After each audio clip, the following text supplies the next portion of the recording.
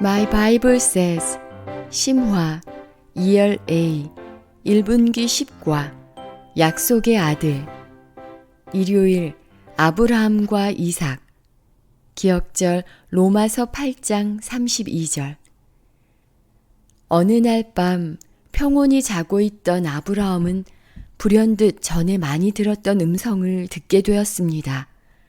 누구의 음성이었나요? 그분께서 무슨 말씀을 하셨나요? 창세기 22장 1절 2절을 읽어보세요. 꿈이 아니라는 사실은 알고 있었지만 아브라함은 하나님의 말씀을 들으면서 큰 충격과 함께 말할 수 없이 괴롭고 혼란스러웠을 것입니다. 하나님께서 지금 말씀하신 것을 도대체 어떻게 순종할 수 있을까요? 아브라함은 밖으로 나가서 별을 보며 이삭에 대한 하나님의 약속을 다시 한번 되새겼습니다. 그는 땅에 엎드려 이것이 하나님께서 정말로 뜻하신 바인지 알려달라고 기도했습니다. 그런데 하나님께서는 더 이상 아무 말씀도 하지 않으셨습니다. 하나님의 명령에는 변함이 없었습니다. 아브라함은 곤히 잠자고 있는 아들의 모습을 지켜보았습니다. 그리고 떨리는 마음으로 돌아서서 사라에게로 갔습니다. 하지만 아브라함은 절대로 이 사실을 사라에게 말할 수 없었습니다. 하나님의 명령에 순종하지 못하도록 분명히 막아설 것이기 때문이었습니다. 아브라함은 조용히 두 종을 깨웠습니다. 그리고 모리아 땅에서 특별한 희생 제물을 바치라는 하나님의 말씀을 들었다. 당장 출발할 테니 필요한 짐을 당나귀에 실라 하고 말했습니다. 이전에도 이삭은 아버지가 예전에 머물던 곳에 세운 제단을 찾아 예배 드리러 먼 여행을 다녀오곤 했었습니다. 그래서 이번에도 아버지가 그를 깨우자 얼른 일어나 옷을 입었습니다.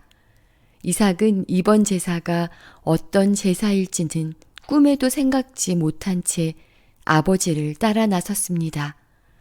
아브라함도 아직 차마 말을 꺼낼 수 없었습니다.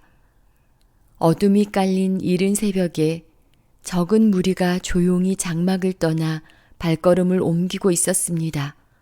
한 걸음 한 걸음 옮길 때마다 아브라함의 마음은 더욱 더 무거워졌습니다. 이토록 끔찍한 일을 하지 않아도 된다고 하나님께서 다시 말씀해 주시면 얼마나 좋을까요? 사탄도 아브라함을 괴롭히고 있었습니다. 사람을 제물로 바치는 일은 이방인이나 하는 짓이야. 잘못된 일이지. 하나님의 계명 자체에도 살인하지 말라고 되어 있잖아. 하지만 아브라함은 사탄이 시험하고 있다는 사실을 깨닫고 더 이상 하나님을 의심하지 않기로 했습니다. 여행 첫날은 아브라함의 일생 중 가장 긴 하루였을 것입니다. 그날 밤 내내 하나님의 음성을 듣고자 간절히 기도했지만 들리지 않았습니다. 다음 날이 더디게 지나가는 동안 아무것도 변하지 않았습니다. 적용하기. 하나님께 순종하는 일이 늘 쉬울까요? 우리가 왜 그래야 하는지 그 이유를 이해할 수 없어도 여전히 하나님은 우리가 믿고 신뢰할 수 있는 분이실까요? 잠언 3장 5절 6절을 읽어보세요.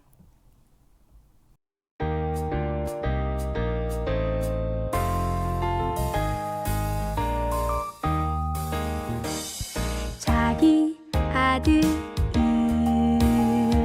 아끼지 아니하시고 우리 모든 사람을 위하여 내주시니가 어찌 그 아들과 함께 모든 것을 우리에게 주시지 아니하겠느냐. 로마서 8장 32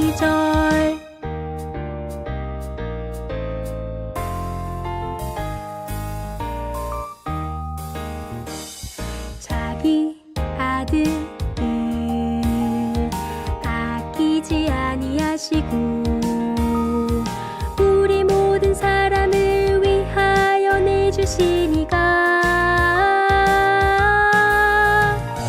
어찌 그 아들과 그 아들과 함께 모든 것을 우리에게 주시지 아니하겠느냐.